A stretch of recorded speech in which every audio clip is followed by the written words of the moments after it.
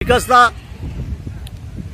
আমরা জানি তুমি ইসমলের ঘরের ছেলে, তুমি নিজেকেও সেভাবেই জাহির করো, কোনো লুকোছোপা নেই। যদিও মাদার ক্লাব তোমার মোহনবাগান, সালখিয়া ফ্রেন্ডস থেকে মোহনবাগানেই তুমি এসেছিলে প্রথম ক্লাব। যাই হোক, এই মোহনবাগান একটা রেকর্ডের মুখে দাঁড়িয়ে আছে। বাংলার প্রথম দল হিসেবে তারা ডাবল করতে পারবে কি? বেঙ্গালুরুর সাথে খেলা, বেঙ্গালুরু যথেষ্ট ভালো টিম, তাদের বিদেশিরাও ভালো, নাগুয়েরা আছে, রায়ান উইলিয়ামস চোখ টেনে নিয়েছে। এবং একটি ছেলে কম চর্চা হচ্ছে, পেড্রো কুপা, দুটো ইন্ডিয়ান ফরেন স্টপার তার সামনে খেলে ডিফেন্সিভ ব্লকার হিসেবে।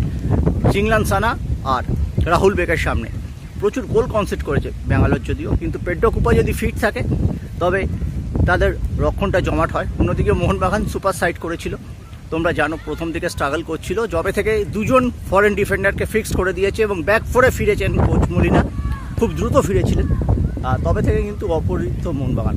তোমার মতে এটা বাংলার, আমি একজন মানে বাংলার প্রাক্তন প্লেয়ার হিসেবে আমি পাক্কা ইস্টবেঙ্গল সাপোর্টার একদম।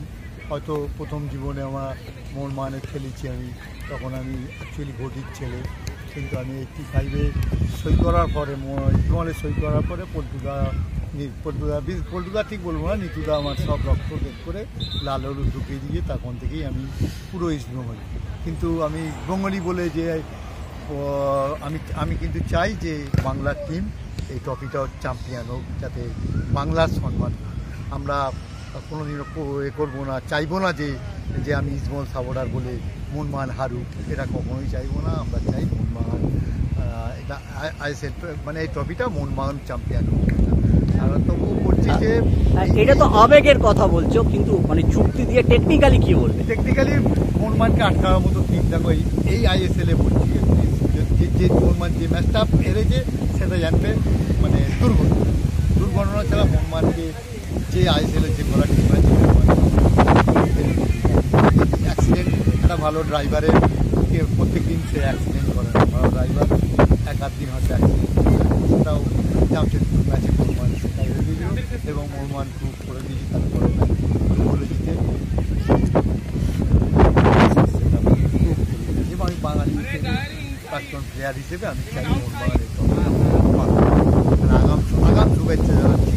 কিন্তু বলছি কি, আমি গোয়ার এই ম্যাচটা দেখেছিলাম, ব্যাঙ্গালোর ম্যাচটা দেখেছিলাম, দুটো টিমই ভালো টিম, কিন্তু মোহনবাগানকে ফাইট দেওয়ার মতো এখন ব্যাঙ্গালোরই একমাত্র আছে, কিছুটা ফাইট করলেও করতে পারে। ওদের বিপজ্জনক খেলোয়াড়কে কাকে রুখতে হবে? কেউ বলছে রায়ান উইলিয়ামসের দৌড়, কেউ বলছে এইসব খেলায় কখন কে হিরো হয়ে যাবে বলা খুব ভেরি ডিফিকাল্ট। আমি হয়তো দেখা গেল যে বলে দিই আমি সুনীল ছেত্রীকে, সারাক্ষণ বসে থেকে লাস্টের দিকে নামালো, গোলটা করে দিল, হিরো হয়ে গেল, ওর গোলে এবং হয়তো সুনীলকে পরেই নামানো হবে। প্রেডিকশন করা না এই ম্যাচে খুব মুশকিল, শিওর শুটার এগুলো টাই ব্রেকারের করা মুশকিল। বাট টিমটা মোহনবাগানের সাথে আমি বলছি লড়াই করে একদম মানে বিনা প্রতিদ্বন্দ্বিতায় ওদের হারিয়ে দিতে পারবে। বাট সর্বক্ষেত্রেই সব গোলকিপার থেকে আরম্ভ করে up to forward every department ওদের থেকে মোহনবাগান স্ট্রং। তোমার কি মনে হয় বিকাশ দা, ম্যাচ কি নির্ধারিত 90 মিনিটেই শেষ হবে না অতিরিক্ত সময় টাই ব্রেকার যেতে? আমার মনে হয় ম্যাচ 90 মিনিটই শেষ হবে 100% আমি বলছি। এবং মোহনবাগানকে আমি মানে ইস্টবেঙ্গলি হয়েও বলছি, মোহনবাগানকে এই ম্যাচটাকে আমি কোনোদিনও কোনো ম্যাচে মানে কাউকে এগিয়ে রাখি না, কিন্তু অ্যাকর্ডিং টু দ্য পারফরমেন্স এবছর আইএসএলের আমি এই ম্যাচটা মোহনবাগানকে আগিয়ে রাখছি এবং সম্ভাব্য চ্যাম্পিয়ন মোহনবাগানকে রাখছি। দুটো গোলকিপার গুরপ্রীত সিং এবং বিশাল কেইত। গুরপ্রীত 1 নম্বরে দেশের গোলকিপার ছিল, এখন একটু যদি ওকে 1 নম্বর খেলাতে পারাক, কিন্তু আমার মতে এবছরের গোল্ডেন বুট পাওয়ার যোগ্যতা বিশাল কাইতের এবং 14টা ক্লিন শিট আছে, হয়তো পেয়ে গেছে, তারপরে 8 আছে গুরপ্রীত সিং। এবছর ধারাবাহিকতা মানে ও প্রত্যেকটা ম্যাচই খুব কম ভুল করেছে, 2 বছর আগেও পেয়েছিল। হ্যাঁ, ও এবছরও গোল্ডেন বুট পাওয়ার দাবি। সুরেশ, অনেক কটা প্লেয়ার আছে, রোশন সিং, সুরেশ, ইন্ডিয়ান স্কোয়াডের যে ছেলে আছে, মোহনবাগানেও অনেক কটা ইন্ডিয়ান ছেলে আছে। হ্যাঁ বলছি তো, এই মুহূর্তে মোহনবাগানকে ফাইট দেওয়ার মতো। আচ্ছা, দিমিত্রি কি শুরু করা উচিত? নাকি এটা তো এটা কোচের ব্যাপার? যদিও কোচের ব্যাপার, এটা কিন্তু, না, খুব গুরুত্বপূর্ণ ম্যাচে গত 3 বছর ধরে দিমিত্রি নিয়মিত। হ্যাঁ, দিমিত্রি এবছরটা এবার হয়তো একটু ডাউন আছে, কিন্তু মানে বড় মঞ্চের প্লেয়ার, হ্যাঁ, ও big player, big big player, ও সবসময় বড় মঞ্চের বড় প্লেয়ার, বড় প্লেয়ার এবং মানে গ্রেট ফুটবলার। ওকে কি আগে নামানো উচিত না ওই 60? এগুলো কোচের কোচের প্ল্যান, এগুলো আমি কি বলবো, এগুলো আমার পক্ষে বলা মুশকিল। এগুলো কোচ ঠিক করবে, কোচ প্র্যাকটিস করাচ্ছি কে কে ফিট আছে না ফিট আছে।